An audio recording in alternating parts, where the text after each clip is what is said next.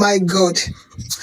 The discordant tones in the leadership of Nigeria is appalling. The president will say this one, Ngelali, the media aide, will say this one, Ononuga will say this one, the military will say this one, the police will say the other one. They are never in sync with the operations of running Nigeria. It is no longer a criminal of international repute. When the first spokesperson came and was blabbing on national television, we knew there was more to it. So the man that they went to look for in Labour House in Abuja, the second floor, the man that is of international repute, a criminal of international repute, that man that this police spokesperson was talking about is Ajaero. It's Ajaero. When he was talking, he never listened to himself. When you say that Nigeria's Labour House is housing a criminal of international repute, you are opening up your country to other world powers to invade, because you told us that this person is a terrorist of international magnitude, that he terrorizes not just Nigeria, other places. I knew this man never knew what he was talking about. Discussing national security,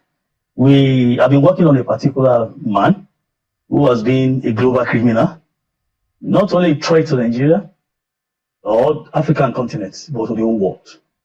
And incidentally, with our scientific analysis of certain information about this man, we discovered that he's on the second floor of the Labour House. And with the nature of the case, whether there is any authority or no authority, is a coordinated operation, not only the Nigerian Police Force. What we take. And the enormity of the utterances he made that day, only for us to see that it is Ajaero that is the terrorist, and he's been invited with ultimatum to appear within a certain time or risk some dire measures. How did we get here? How did we get here? I know I made a video some time ago criticizing the romance between Nigerian Labour Congress leadership and the federal government, when they can never stand on their feet. The only people Nigerians are trusting to sit up to government. Nigerian government cannot do labor or anything. They should be afraid of Labour and his leadership. They should determine how our lives go in the country. But the leadership of Labour, especially that of Ajaero, is that of a small boy that you can always rub his head and do whatever you want to do. I shouted over that romance. What this APC does is that it brings you closer, compromises you so that you cannot have a mouth. What is Ajaero going to say again? He cannot say any other thing, because when he had the opportunity to hold down those in government, he never did. Now, he played into their hands. He's at their mercy. They can toss him around.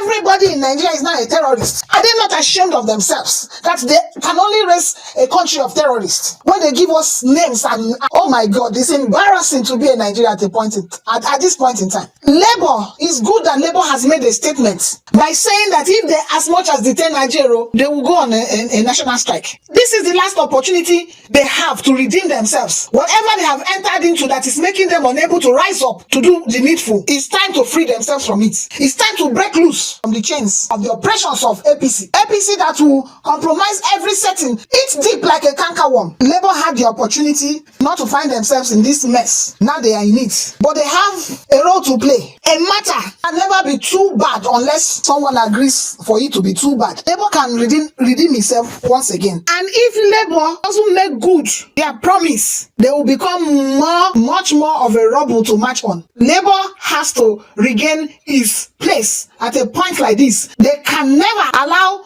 part of the executive to terrorize them, to behave rascally like this. They were not supposed to even invade Labour House in the first place. Now we are seeing the results. If Labour doesn't stand up, you guys will be a forgotten story. And much more to Ajaero, when he's leaving leadership, he's leaving his duties, he's leaving what he's called to do, to fraternize with the political class. You will pay dearly for it. You forgot that you're an Igbo man. The former central bank governor played into their hands too. He bought the Bronx. Umahi is also being used right now. You will still pay dearly. Cannot allow APC shenanigans to continue. Labour has to nip them in the bud at a time like this. How can you look at the highest leadership of Labour of Nigeria and say they are terrorists, terrorism financing, and all the accusations you level against them? Is that how we have become? Is that how you see Nigerians? Is that how you see the Nigerian laboring class, civil service? This is pathetic. This is pathetic, and this is